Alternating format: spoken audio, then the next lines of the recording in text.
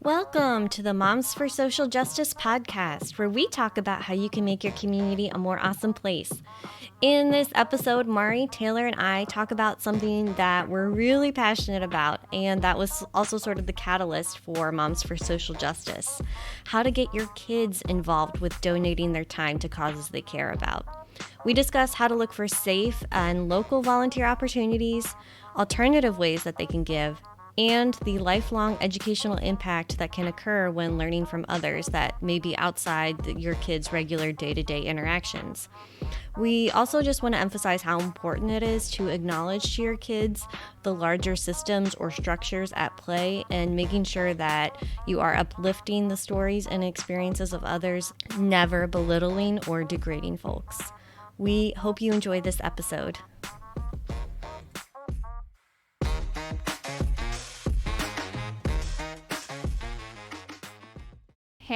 Hey, MSJ, Taylor here, and welcome to the Moms for Social Justice podcast. Woo-hoo. We are a progressive grassroots organization that started right here in Chattanooga, Tennessee. We encourage parents to fight for positive and social change in their own backyard, because we know that's where we can make the most impact. We've got three of us here today. On leadership, we have myself, I'm Taylor. I'm Mari. I'm Rosie. So, before we jump into our topic, which today we're going to talk about basically, this season of giving and the notion that we all feel inclined and the desire to give back in some way, whether that is, monetarily or with our time or our skill sets. And those of us who are parents like to try to impart these values to our kids, why it's important that we, give what we can when we can. So we want to talk about some of the ways that we can do that, some of the things that our organization has done, things that we've seen in and around our community, and perhaps, some of the things that we can try to avoid, because, I know that I feel this way. You guys jump in if you do too, that this time of year there seems to be an abundance and in some ways almost a predatory approach at charitable giving, where you don't really know, what you're being asked to donate to, where that donation is going to go, if the values of said organization align with your own. So it can be overwhelming to the extent that sometimes you just don't, because you don't know where to start or where the best place is. Feeling paralyzed. Exactly. So yeah, but before we want to jump into that, we like to start with a section about what's on our heart and minds at the moment, just to kind of do a little check-in of where we're at personally. So Mari, do you want to start and tell us, where I see butterflies in your background, and that's making me happy. What's on your heart today? Bugs always make me happy. This past weekend was the Nutcracker for many families, but my daughter was in it for the 6th year in a row, and it's just lovely seeing people involved in the arts, and it made me think about how important storytelling is in our world, and that I just think it's cool that we went from telling stories around a fire maybe to films or television shows or podcasts or something like the ballet that's still around and kicking. Pun intended. So yeah, it was a lovely experience. It was fun, being behind the scenes with my daughter and seeing all the hard work that all of the dancers put into it. And then, watching it and watching my son, who's 7, watch his sibling perform, and just a really lovely experience. That's a really, heartwarming thing, and very, apropos of this season. I the Nutcracker too, and I always had such fond memories of going as a kid. So I can imagine as a mom what a cool thing that is to see, your daughter. And I feel like you are the perfect type of stage mom. Like you have in your mind these, really overbearing and extra Intense. Dance moms. Right. dance moms. And I just have this vision that you are just encouraging. Oh. It'll be okay. and You're gonna do lovely. great. Yes. I said that a few times yesterday. It'll be okay. You got this. Yeah. Well, thank you. We got to see your daughter perform, and she did a fantastic job. Thank The you. performance was lovely. My daughter really enjoyed it. My 6-year-old son, he struggled. Occasionally, he would like look up because mostly he was just like turned away in my lap. Occasionally, he would look up and he'd say, "Mom, I know this song," and then he would go back to like not watching it. But but my daughter loved it. I will Ballet say is tough for young it kids. is tough. Even my son, who was watching his sister the entire time, basically, she was almost on stage the whole thing. He still, is this the last song? And it was, and it's no. like an abbreviated version too. Right. I Thank was like goodness. looking at the story of the Nutcracker, and what a weird story. It is It really is weird. strange. It is so strange, and we have like at least 7 picture books about the Nutcracker, and they're all slightly different. Sometimes the main female lead is Clara, sometimes it's Marie. Just so many differences. And I will say though, I like that it's not religious in nature. It's just like, oh It's just a wow, weird wooden man. the people in the And 1800s nice. were also on drugs. I mean, they Yes. were. I'm like, who dreamed this up? But I mean, that's in that's their cool. defense, what else was there to do? What else was there? Well, there was a lot to do actually. You Well, had to that's wash true. all the clothes by All the hand. wash. But it's not like they were doing it. That's right? true. Right. They Yeah, were yeah. having people do it for Yes, them. that's true. Right. Yeah. No, I think the Nutcracker is really interesting that it's become this like annual tradition. I mean, to be fair, like there's a lot of different roles, and so it gives dance companies and dance schools an opportunity to kind of showcase what the company members or the students have been learning all year, because there's lots of different, I don't know, and there's all these different like costumes and stuff like that. But yeah, as And like a mouse king randomly. a mouse king, a snow queen, a lady with a Fairies. giant skirt, fairies. Okay, yeah. but what cracks me up is like we're talking about how weird this story is, right? Yes. And this year, I'm sure you both were hip to the huge controversy that Target had the gay Nutcracker. That I No. almost bought. Oh, yeah. But I thought that Nutcracker was adorable, but it cracked me up how out of their minds people were getting about it. And I was thinking like, hey, the Nutcracker is already just very, flamboyant and wild and beautiful. How many of I'm the pretty dancers? Sure Tchaikovsky was Oh. queer AF. Yeah.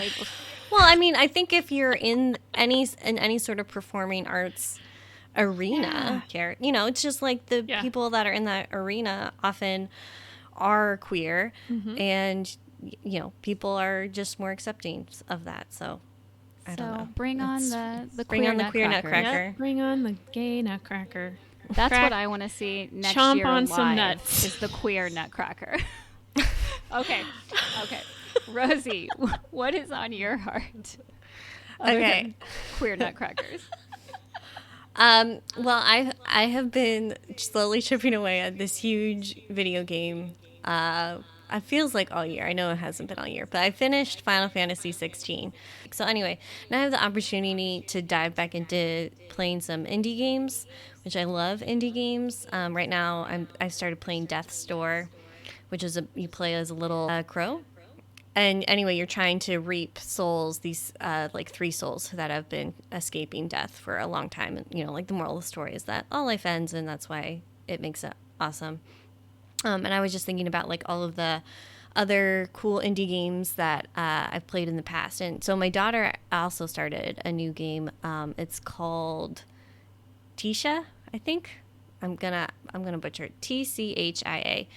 And it's kind of a like Zelda Breath of the Wild exploration type game, but it's based on the culture of New Caledonia, which I think is like off the coast of Australia.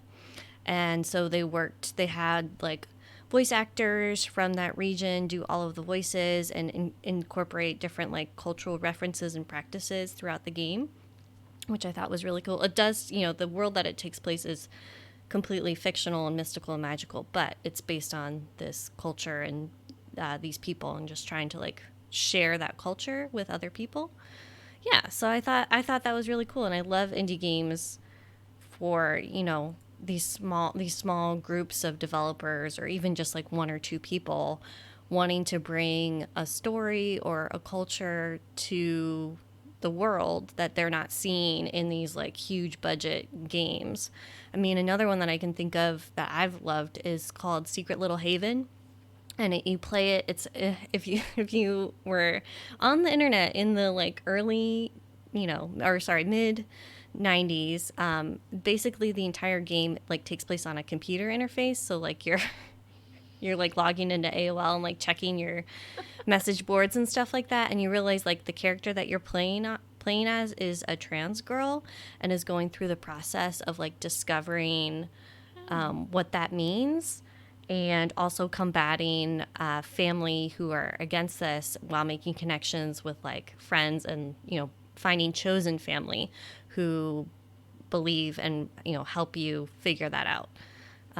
So yeah, I love indie games for that reason, for like bringing these more interesting, maybe more like niche stories to light that are still really important and powerful. Well, and I love that that's, a hobby that you share with your daughter now, and maybe your son when he gets a little bit older. That's a cool thing that you guys can kind of enjoy and explore together.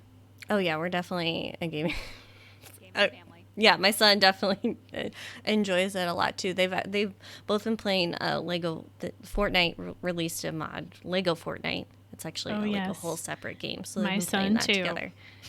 Yes, it's very fun. I don't understand it. I've never played Fortnite though, but it looks fun. Yeah, it looks fun. I like the more indie games, and it's we were talking about storytelling with the Nutcracker, and like video games is a really unique storytelling format because you kind of get to become part of the story and maybe control where it goes a little more so than choose your own adventure books, which I also loved as a kid. But yeah, it's just another awesome form of storytelling. Yes, and also usually very weird, and that's yeah, we love weird. Taylor, what's been on your heart?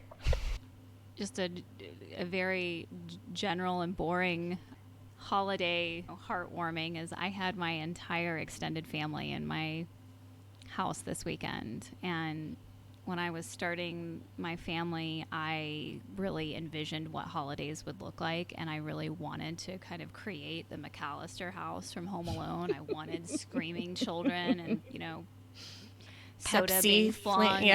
yeah. Cheese pizza. Exactly. Cheese pizza being You pressed little up against jerk. the window. Yep.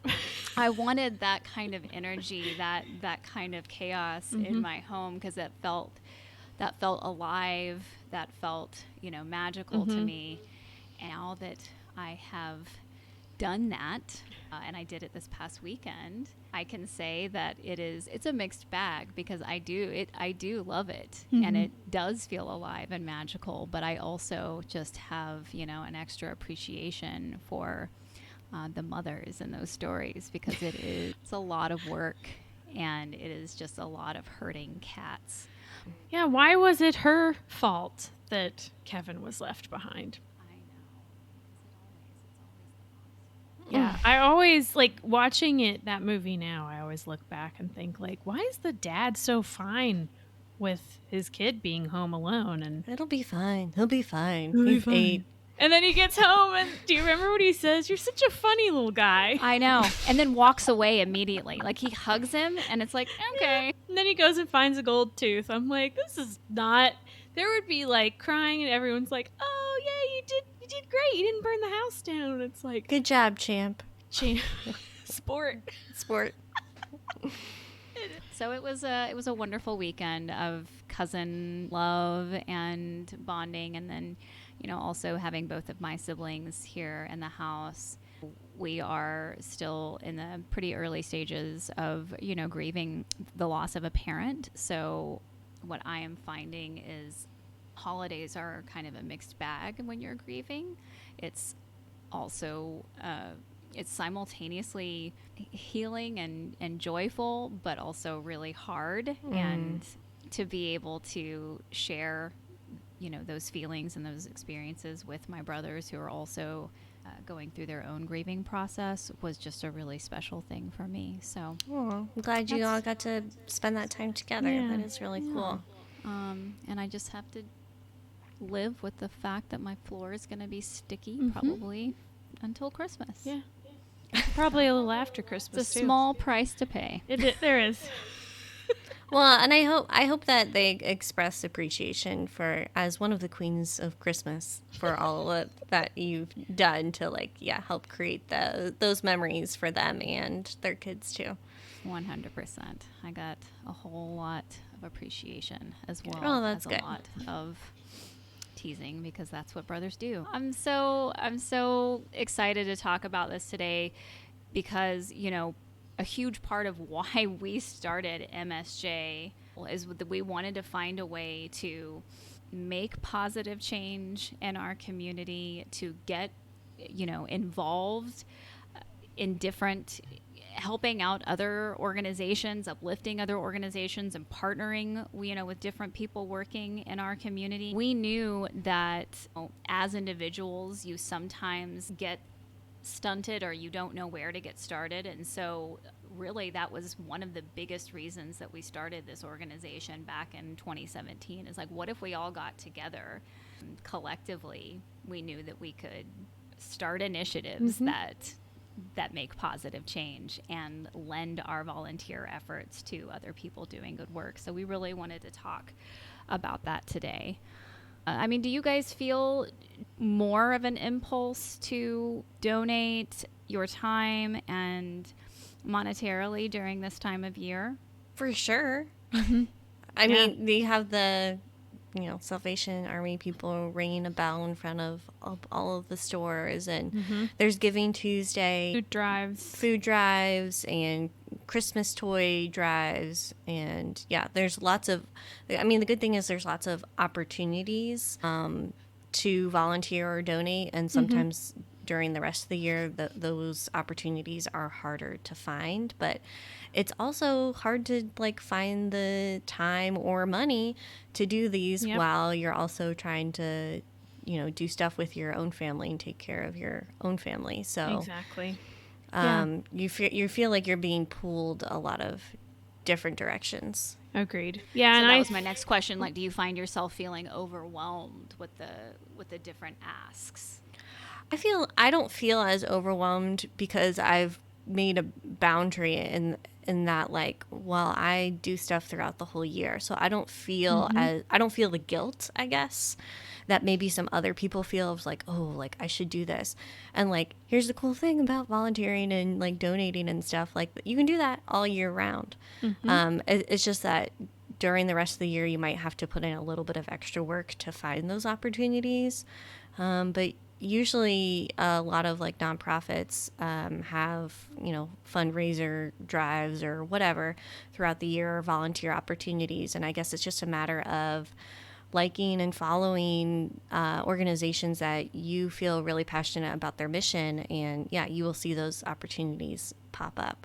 Yeah, and I feel like there is a sense of urgency for me, and my daughter is heavily involved in serving the houseless population here just because of the weather, and the thing is, though, in the summer it's also equally as dangerous for people living outside because of the heat. But I do feel a sense of urgency some around last night when we came out of the Nutcracker. It was very, very cold, and it got really, really chilly tonight, and just thinking about that. But that shouldn't necessarily be when we think about it. It's winter. Most of winter is after Christmas, right? And also it comes every year, so it's something we can plan for. But that is something I think about, and I get a little overwhelmed. I just tend to get overwhelmed in general. I'm one of those people, but I do for that It's not particular like we have a thing. societal structure that puts all of these pressures on women that would make us feel overwhelmed. No, I've never heard of that. I definitely don't know. experience that at all. That's definitely another point to this, is like it's often put on women and mothers Yes. to volunteer, or I saw this opportunity to donate, or whatever. We don't necessarily see men taking as much initiative with that. Unless And maybe it's having to do with business.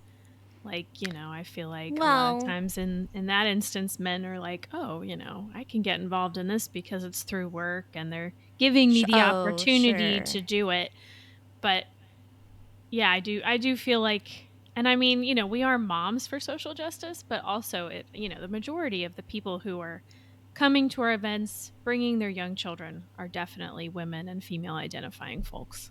Oh, and we've really tried as an organization to make sure that we provide and give opportunities throughout the year where you can bring your children and really, get them involved, both demonstrating to them, but also letting them take some ownership in some of these events and initiatives that we have come up with. I'd like to talk about some of those. Not all of them are easily, replicable in your community with just yourself. But if you could get a group of people together, I think a lot of the things that we've done historically could be done with a relatively small group. Oh, for sure. And some of them were opportunities that other organizations provided that we just showed up to, like stocking the community fridge. You're probably already taking your kids with you to the grocery store. Yep. Maybe throw a few extra things in the cart and bring them to the fridge, let them put it in, talk about what is this fridge for. Yeah, so we really try as an organization to provide opportunities and initiatives where you can involve your kid, not only by demonstration, by them watching us volunteer and work in certain areas, but allowing them to take some personal responsibility and autonomy in helping out. And yeah, Mari, I know you have such a good memory for stuff like this. I don't. Like some of the different initiatives that we've done over the years that really kids have gotten way into. Yeah, I think one of our biggest ones was the Classroom Library Project, which was our first initiative where we put citing and inviting classroom libraries in classrooms all over the county in our public schools. I can't think of one library that we did where we didn't have kids in attendance, like from very, very young to teenagers, stamping the books before they put them in the library, helping us sweep a little bit, and really just enjoying the space also after we put it in. So Yeah, that is the nice thing about the library project, is it's just, was a couple of hours, and then the kids got to see the final result afterwards. So it was a instant gratification of like seeing that transformation of that space. yeah, and I think that kind of goes with the next one I was thinking of, which Rosie, you hosted. Well, before we move on, Oh, I want to just yeah. bring up that, like, also in our particular community, I think that was really powerful for our kids to see very clearly some of the disparities in facilities. Yes, that's very true. Because we did all of our classroom libraries in our, historically like under-resourced, underfunded schools in our county. And so our kids got a very up close and personal look at how facility to facility really changed. Why doesn't their computer lab look like our Yes, that's very true. Great opportunity for conversation. Absolutely. Yeah. What else? Well, in Rosie's front yard, we painted 2 benches for the Chattanooga Urbanist Society because here in our city, the city decided that benches were not good and that people slept on them and, used them as benches too often. How dare they? So the Chattanooga Urbanist Society puts benches at bus stops, just wooden benches that have been painted. And we painted 2 and added, little handprints from kids. And, we had a great great turnout from kids for that because it allows them to get a little messy, but it's not too messy. We were outside. And then they can see their benches as they drive around town. Yeah, and I think like the most gratifying part is like talking to some of the folks who built and placed the benches. It's like they place a bench and then someone immediately sits down on it and starts using it. That's nice. Again, and sort of like instant gratification. Yes. I mean, that's the hard part, I think, with some volunteer opportunities with kids is sometimes they don't get to see the result of their work. And I mean, like there's a selfish part to volunteering, right? Yeah. Is that like I did something good. I made a difference. Right. You both attended an invasive plant removal event activity with a local organization. That was Bridge Outdoors at the Beth. Yeah. Yeah, and that's something that we just kind of being in nature and enjoying that, but also learning that there are species of plants that aren't natural to our area and they harm other plants and maybe some of the animals around. And so like every volunteer opportunity can be a really neat learning experience for kids. Well, and things like that, kids can be a little bit more unsupervised and kind of go off and, you know, get their anger out as they pull privet in mycelium. I know that I was angrily pulling privet. It was hard as to pull one out. does. I had to go off by myself for a little bit. But I think what's important here is what we're describing are. I think it's easier to find ways to give back with your time on a local level. Yes.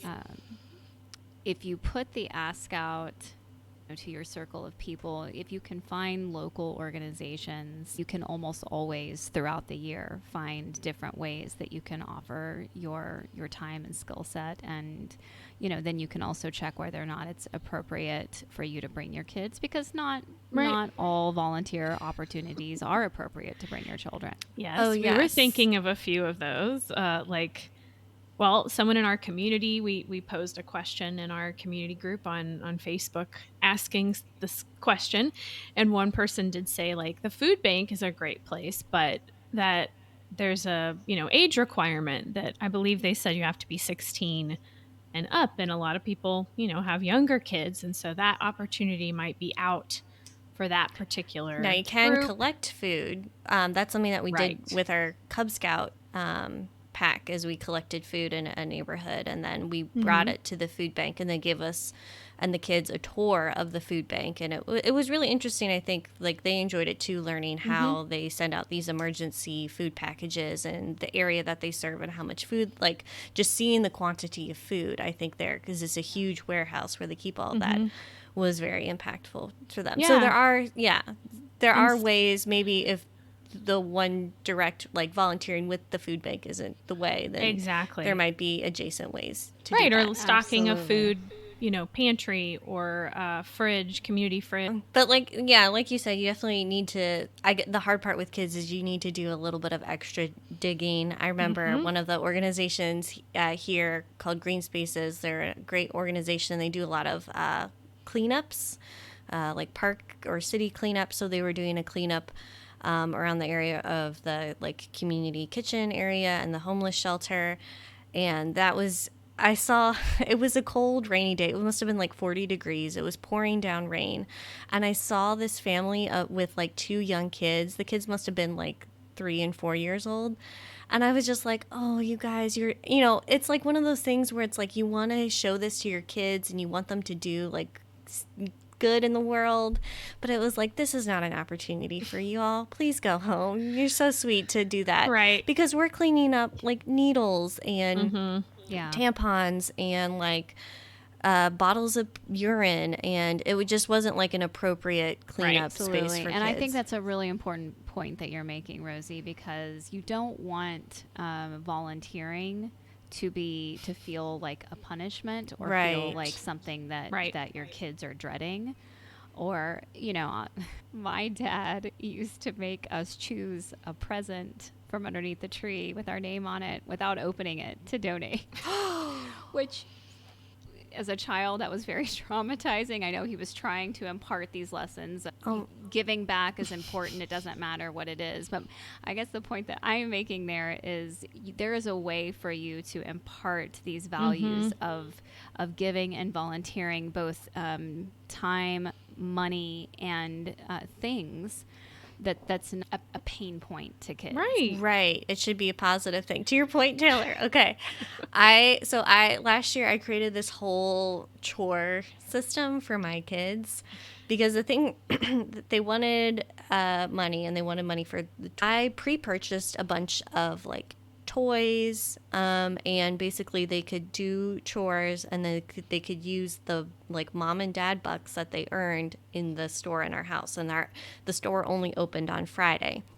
And then this is how I like gamified it is like if you wanted to restock the store with new items, you could choose one of the donation options. So for $10, you donate a toy to a dog in the animal shelter, or you can buy, this amount of groceries and put it in the food pantry. And, I would obviously like supplement that with some more money. But the idea is to get them to work toward donation.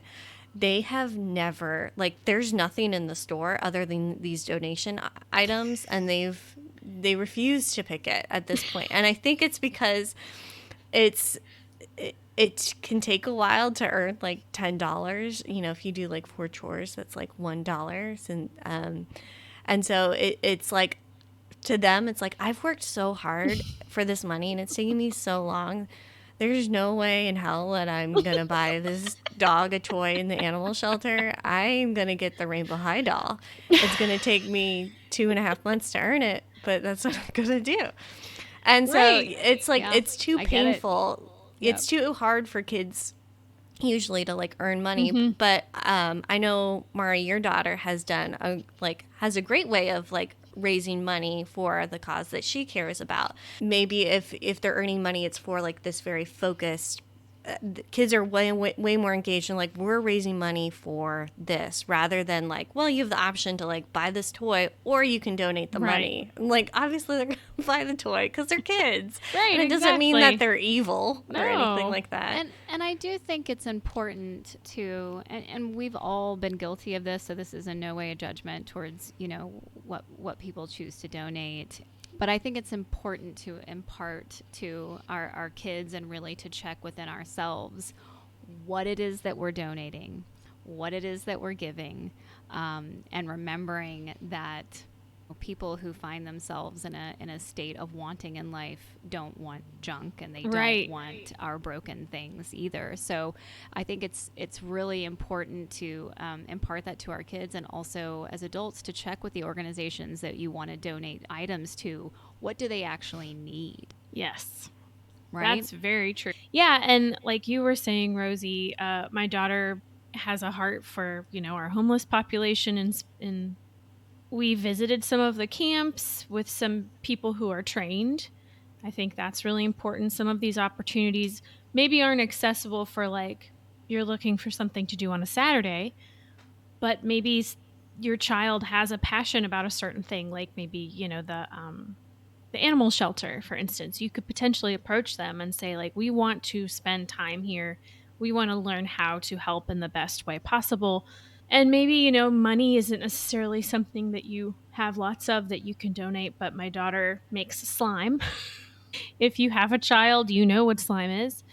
And so she made a bunch of different slimes for Valentine's Day and sold them at her school, and raised, I think it ended up being somehow $900 or something. And then, we contacted a local organization that does outreach to the houseless community and found out what they needed. And they really needed tents, 6 people tents, which are pretty pricey and something that they never get really donations of. And they also needed to be new because they, if people, used, if people have been camping a bunch, we know what the tents look like that Absolutely. are sitting in people's and they're garages. Missing stakes and pieces, and yes. Exactly. So so she bought, I think it ended up being 3 tents and then quite a few sleeping bags, because that was something else that they needed. That is so awesome. Doing something like that allows them to help and feel ownership of a cause, but also allows them to participate in a safe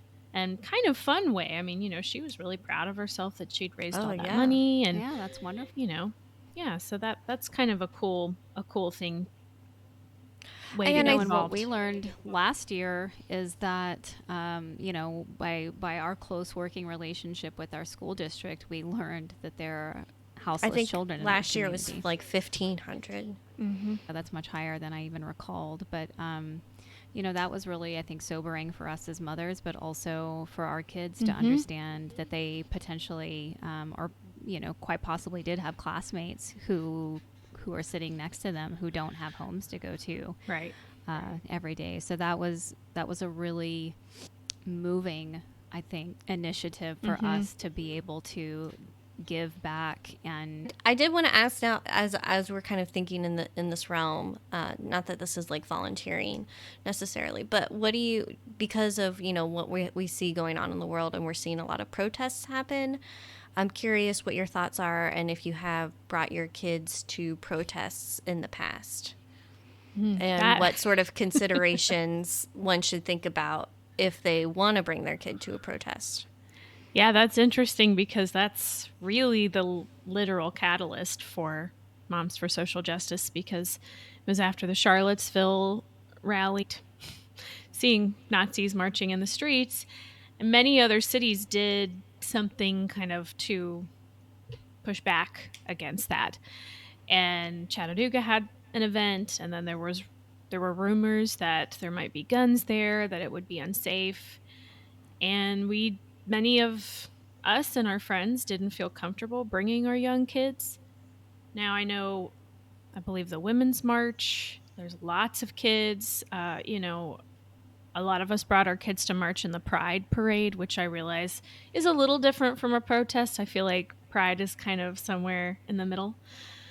But yeah, it can be scary. And I think that while it's really important for your kids to see these events, there is a lot of thought that needs to go into, what is safe, and who's organizing it. Yep. What is the objective that's of what the I was protest? Going to say. Exactly. You as a parent should 100% feel safe reaching out to the organizers, and they should be able to tell you really definitively whether or not this is something that is kid friendly or not. But also, if you do decide to make that decision and attend some kind of protest or demonstration with your child, if while you are there at any point you do start to have a feeling about something, or you see things that are making you uncomfortable, I think that the best course of action is just to immediately leave.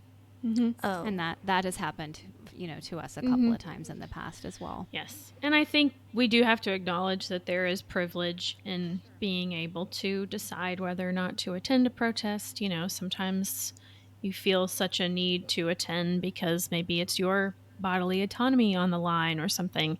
And also having childcare to be able to attend the events. I know folks that are disabled have a difficulty attending in person.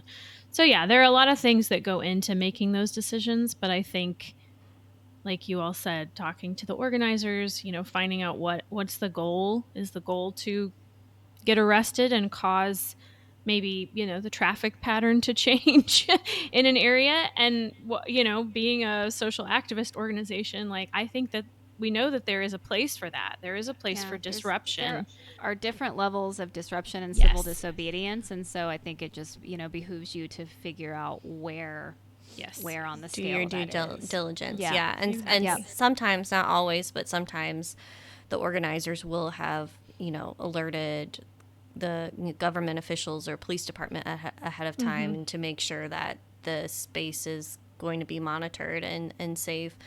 And sometimes the police force might be there. And, I remember with the Black Lives Matter protests of the summer of 2020, the police presence as a white woman was very scary.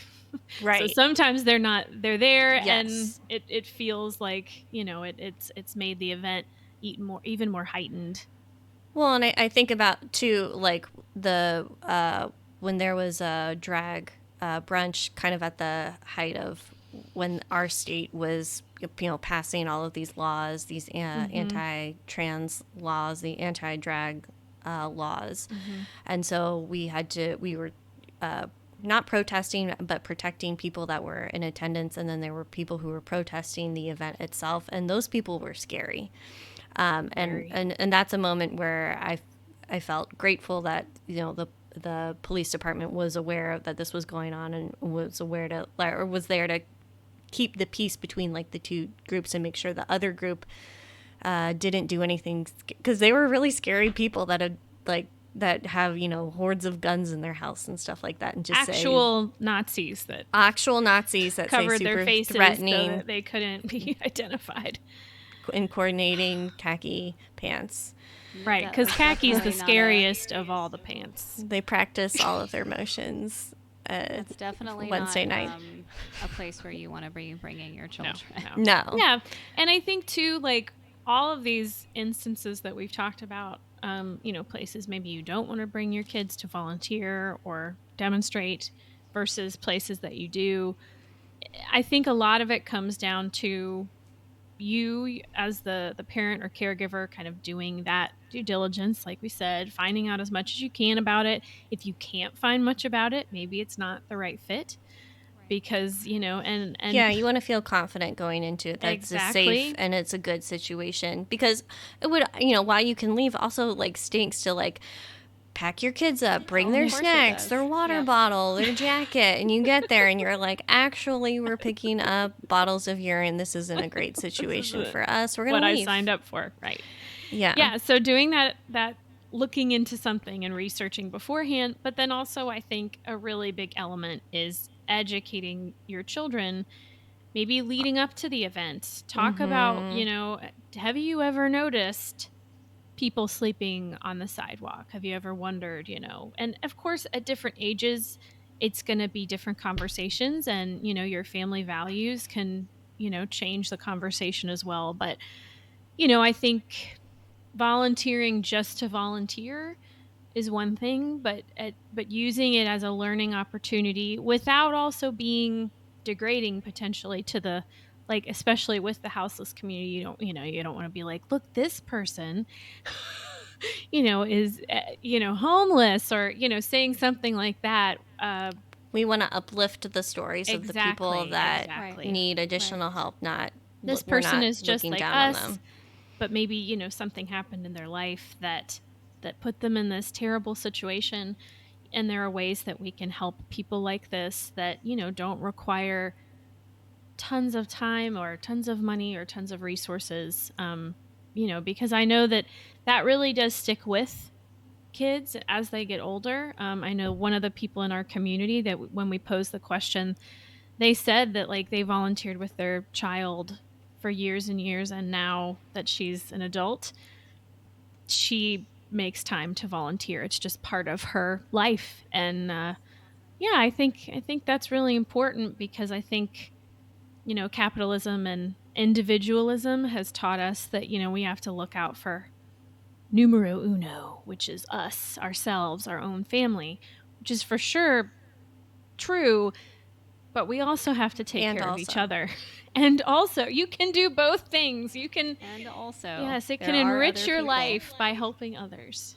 Yeah, and I think, this was brought up at the beginning of the conversation, but I think it warrants, really spending a little bit of time and talking about it, is if you do find yourself feeling completely overwhelmed, asks for your time, asks for your money, et cetera, in this time of the year, it is important to note that these communities of need and these organizations that serve these communities of need are in need all year long. Yes. So if you feel overwhelmed right now, you can make a plan with your kids to volunteer. You have the MLK Day of Service that's coming up early in the new year.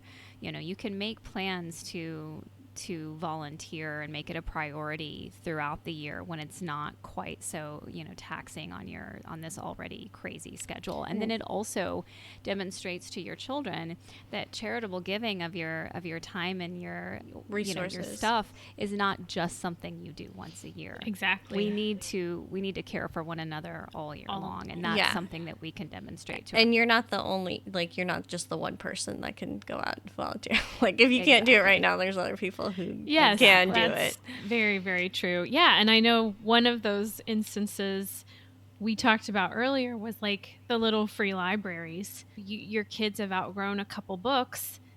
That happens all throughout the year. Maybe kind of adopt one near you or in another area, and just taking a book or a couple books that aren't religious tracts. That's a great idea. Yes, because that's what I was going to say. The little free library in our park is always filled with nothing but religious books. Mm-hmm. And that's, it's fine to have a few There's a community for that, and that's fine. But it would be nice to have some more inclusive and representative literature. And that is something that you could do with just you and your family on a Saturday. Mm-hmm. That doesn't take any pre-planning or checking with anybody else. That's a very simple thing that you could do that really could be special for some kid or adult who needs something other than religious tracts to read. Or DVDs. Oh, yeah, or even something, and again... No, Kirk Cameron, I don't want to watch Left Behind. Oh, I don't. Like, I'm in a Buy Nothing group, and so a lot of times I'll just post stuff on the Buy Nothing group, and the people that come and get them, or sometimes I'll drop them off because, people don't have access to a car or whatever, and I think it's always eye-opening to see the living situation that other people are in, and maybe helpful if you feel like it's a safe area for your kid to come along and drop off the toy that they can't use, but knowing, rather than like donating to Goodwill, like knowing that that this person, this family or this kid is like going to use that item is another opportunity. Yeah. You encouraged me to do that, Rosie, and I really got that opportunity with my boys just a couple of weeks ago. I had like 2 boxes of diapers that my daughter could not use anymore. She had outgrown them. And so I was able to drop off 2 boxes of diapers to a new mom, and my boys were there with me and carried the boxes. And it was just a really, special thing to just help an individual. Yeah, exactly. That was a very deep and immediate need. Yes, and we were able to help fill it. That was a cool thing. Yeah, and I think that too is part of the conversation of how to talk about folks who do have various needs without degrading them. Right. And that can be tricky, mostly because I think the way that, maybe it's not the way you all were raised, but the way that I was raised, maybe just don't talk about it and it will be fine. Or kind of, oh, that's so sad. Right. And I feel like there's a movement to change the way we talk about a lot of these kinds of things. Well, no, I think we can kind of wrap this conversation up, because what I have heard overwhelmingly is that giving of time, effort, and money locally is where you can make the biggest impact. It's where you can reach out, to organizations working directly in your community, and it's where those donations are going to go the farthest. I looked it up statistically. I think Americans gave $500 billion in charity in 2022. And it's going to be around that same number this year. So my point there is, like, we have, as a society, I think we have the impulse and the desire to give. We just want to make sure that where we're giving and in what we're giving is going to make the most positive impact. And for us, what we have seen over and over again is that goes the furthest at the local level. One other thing that, before we totally wrap, that I wanted to add is also just like knowing the boundaries of your own kids. Because I feel like, we want to impart this important value on our kids. But like my daughter, if I say, MSJ. She's like, where are you going? Can I come? And I'm like, I'm going to a school board meeting. Relax. But she's always, she's always on board to volunteer. She always wants to be involved. What is my dog doing? I will say that background? she's more mature than half of the adults who attend the school board meeting. And some of them who are on the school board. Yeah. Sorry, we digress. But like my son, that would be like really hard for him. Like, most of these volunteer opportunities would just be really hard for him, just because he's more introverted, and just like even doing stuff with our family is really hard. Like going on a hike is hard for him, after like 15 minutes. So it's just recognizing that if your kid isn't there yet, or is the type of personality that can't handle these type of things, or is neurodivergent, or has a disability or whatever, like don't feel guilty. Right. It's okay.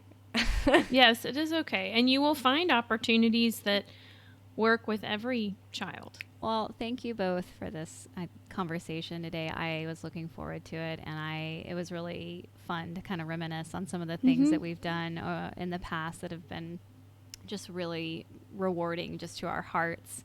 And I'm looking forward to, working in the new year with you guys. I know we've got a lot of really cool stuff that we're kind of thinking on in the next year, and that'll be a lot of fun to talk about.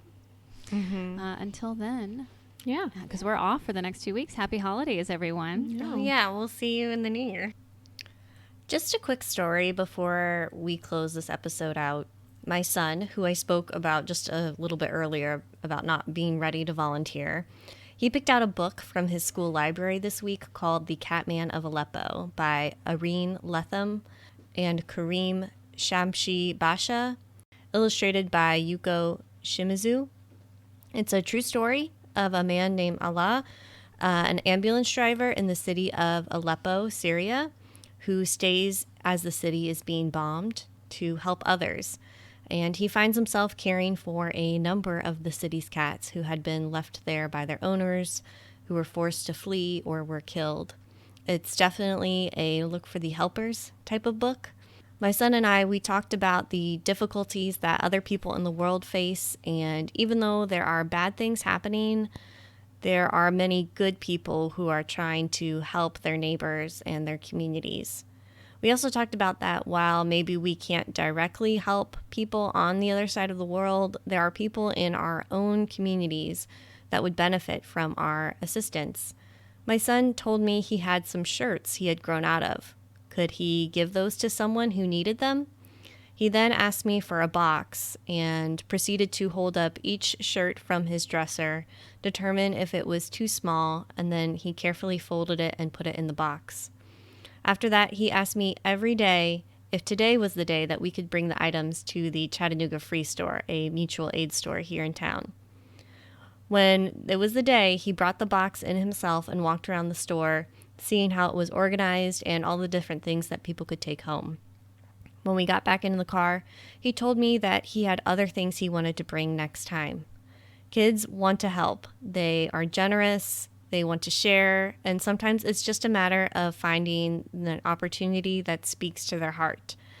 And I thought this was a great example of how powerful books can be, even life-changing, and why we need to fight to keep books that demonstrate different perspectives and life experiences in our libraries, because you never know what will resonate with someone. Moms for Social Justice is a 501c4. You can find information on how to support us, our work, and our podcast on our website. I hope you all have a great holiday. Enjoy some time with your family, your friends, and we will see you in the new year. Bye.